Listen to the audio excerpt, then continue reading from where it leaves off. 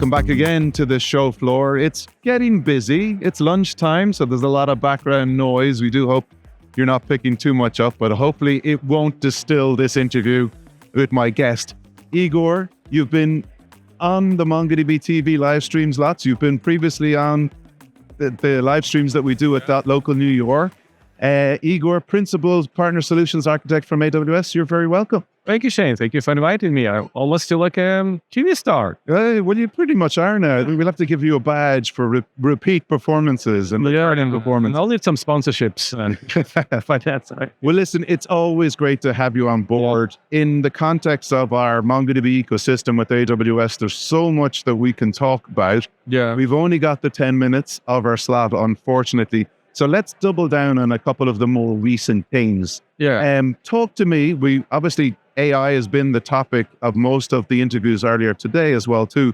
Talk to me a little bit about Q, Amazon Q Developer. Right. So Q Developer, yes, you're right. It's a big focus, and it's focused for you because you want your developers to have the best experience, and developers in particularly on AWS, you want to have the best experience. So I know you, Shane, worked specifically with us to train and fine-tune Q Developer on datasets specific to MongoDB code. So the code we generate now, it has approved patterns from you. You supply the dataset.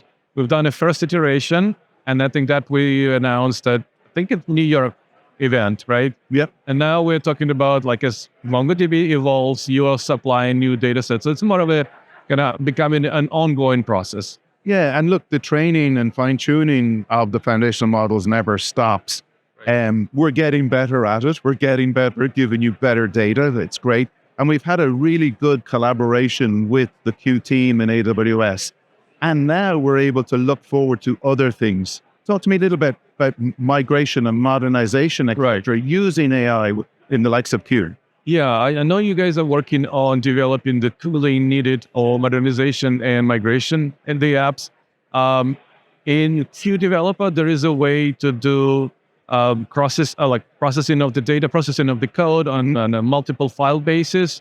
We're hoping you're gonna use that in your tooling. So Q Developer, you can, for example, ask it to look at the repository, see what's going on there. Or you can say, I want to migrate the full project. At the full project level, you can migrate. And so, yeah. And then we're working on kind of integrated with your tools and that. So that's something yet to come. Yes, yeah. But it makes a lot of sense because I suppose the code assistants originally are there to help developers speed up the process, etc. as well, too. And this is just the next level of that. Exactly. So, like you said, originally it was mostly around code completion. So how as developer type something, we can predict what they want to type next, and we'll provide those inputs. You can cycle through them using arrow left, arrow right keys. But now we're going into the next level of working with you to help customers migrate and modernize their applications. Q Developer supports several patterns right now, like Java migration from version into 7.8 to like more modern, recent versions. But the same process can also apply to taking a relational backed application, relational database backed, and migrating it to something more modern like MongoDB database. Excellent. And taking, I suppose, the AI products that AWS has a little bit, or like you've got Q for Business, yes, and also Bedrock as well too. First of all, Q for Business. Explain it because it's relatively new, right? Yeah. So our stack consists of 3 layers, and the highest highest layer is the most abstracted away. It focuses more on the end user experience, meaning a user comes in, they don't necessarily need to choose a model. They don't need to know which models are which. It's abstracted away from them. They primarily doing configuration and supplying their data. And that allows users to create an application that can do some function. We can create a chat button in a few clicks. And that's the higher level analyst type configuration, mostly no coding or little coding application. As possible. Yeah. As little as possible, exactly. So that the idea is to quickly start. Now, if a developer persona wants to create an application and they want to choose a specific model, they want to control the data sources, how they ingest it, and maybe even it have there are some other features like you can add guardrails, for example. And then you want to control what's in those guardrails, then it becomes more of a Bedrock situation. Bedrock is a serverless service. You interact with it primarily via APIs. So it's a developer coding. Yes. Making API calls. There are specific APIs too, but you do not. You have choice of a model. You even you have exact control over the prompt. You like in the generative, what we call the first layer, we call them generative AI applications. In those, you might not even have control over the prompt. It is handled for you. Here, you have exact control over the prompt with Bedrock. And that's where we see primarily developers kind of focusing on. And then we can also drop one last layer. It's where it's all about optimization. You want to optimize if you want to reduce the latency, you want to control how inference is done on the model. You want to roll your own model. At that point, you would have data scientists involved. Yes. Yeah, it's more of a data scientist plus regular application developers working together. And it's a much heavier investment to build an application. And as far as Bedrock is concerned, MongoDB is a vector store in Bedrock. You can choose MongoDB as... Absolutely, yes. Well, MongoDB is one of the few vector databases that is used in Bedrock. And that kind of feature, the Bedrock knowledge bases, is done primarily to help with automating the RAG application creations, where Bedrock will take care of data ingestion. Yes. They will take care of chunking. You can supply different chunks. Like if you see a lot of discussion, what chunking strategies should I use? Like in a higher level, like Amazon, you don't need to worry about chunking. It will do it for you. In Bedrock, there is an option. Yes. What strategy you want to use. But then ingestion, as long as you have data on S3 and some other sources are coming, you don't need to worry about anything else. You just configure it. It will run a job. It will scan it. It will ingest it. It will push the data into MongoDB Atlas, and it will be available. And then you can add this to your application via APIs. You can start interacting with that application, make an API calls, and it will use MongoDB Atlas under the hood. Excellent. So, as a solutions architect, I know that you build a lot of demos, you build a lot of things, and you're out there talking to clients, talking to customers about what they build.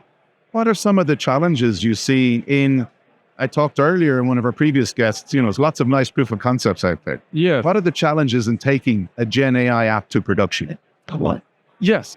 Yeah, you're right. Absolutely. Developers take a model, take a prompt, take user input, mesh it together, send it to the model. Yeah, Gen AI app. Yeah. Okay. So what happens next? They send it to the executive. Executive types something. It gives them horrible answer, some hallucinations, who knows what. And this is not ready for production.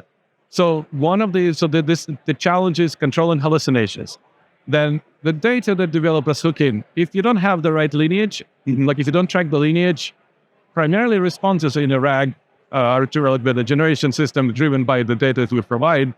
If you don't know where the data comes from, you will not be able to control response. Yeah. You open yourself up to inaccuracies, outdated stuff, not necessarily hallucinations, but you haven't controlled the data. That's right. You need to be able to trace, this response was based on the data. Where is the data coming from? If users are saying this is not correct response, you have to be able to fix it. For that, you need lineage in data. Traditional data in analytics type of processes of governance, lineage, data quality. All that has to be in place.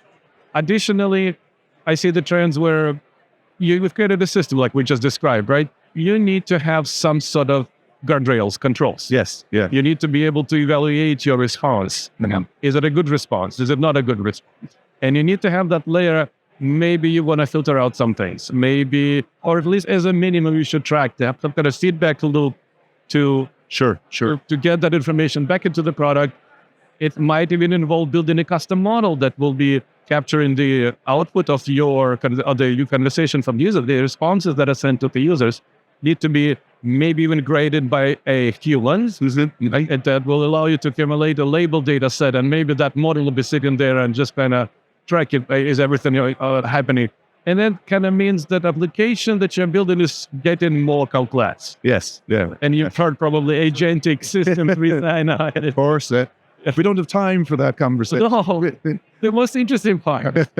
Talk to me. So we published a blog post on our Developer Center this morning that you co-authored. Yes. It was essentially Anthropic, AWS, and MongoDB. Talk to me a little bit about that, the content in there. So it is Anthropic in, like I said, MongoDB Atlas. And we used several models. We used Nighton embeddings from AWS, but the heart of the application is Anthropic, the Claude 3 Haiku model. Okay. So that's the model that does, or it's the brains behind. And it's a agentic product.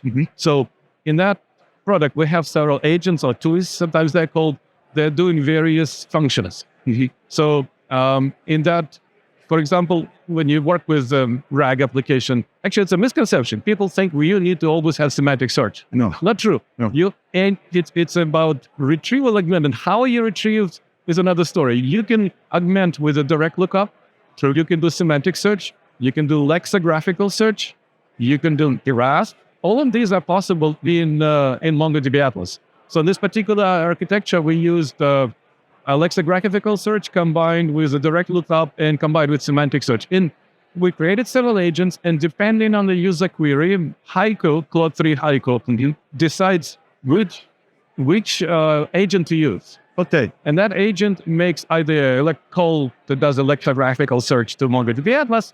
It does semantic search. And then those responses can be combined. And this is, I see it as an evolution of current generative AI application. That orchestration layer is getting more complex. Sure. There are more tools involved or agents. They're doing specialized tasks, because if you know exactly what you want to do, you know the exact query pattern, it's better to be done by agent, not by a semantic search, for example.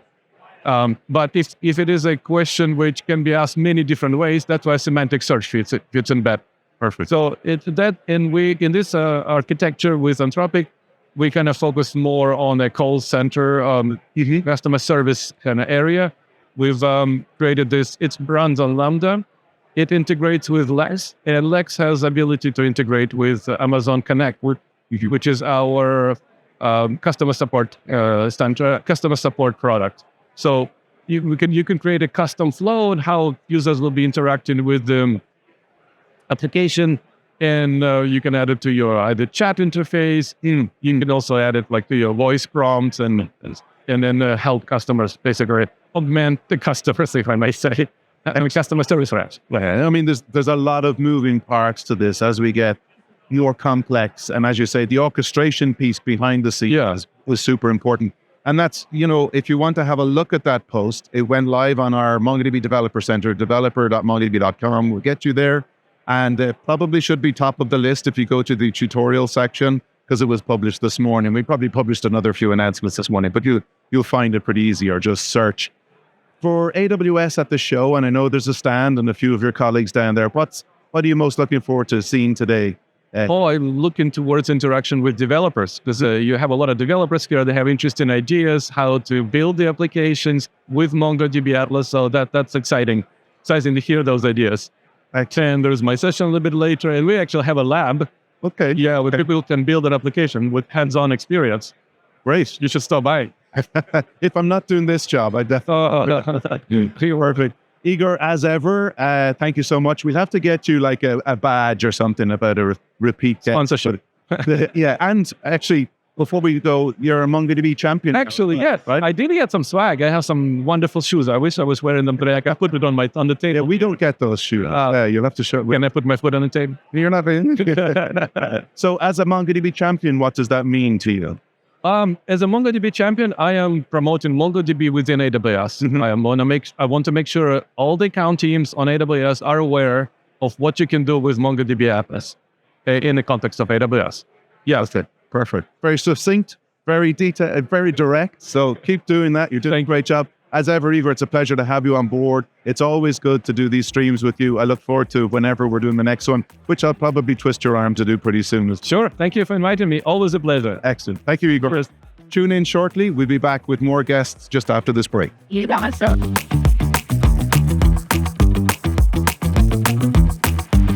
it.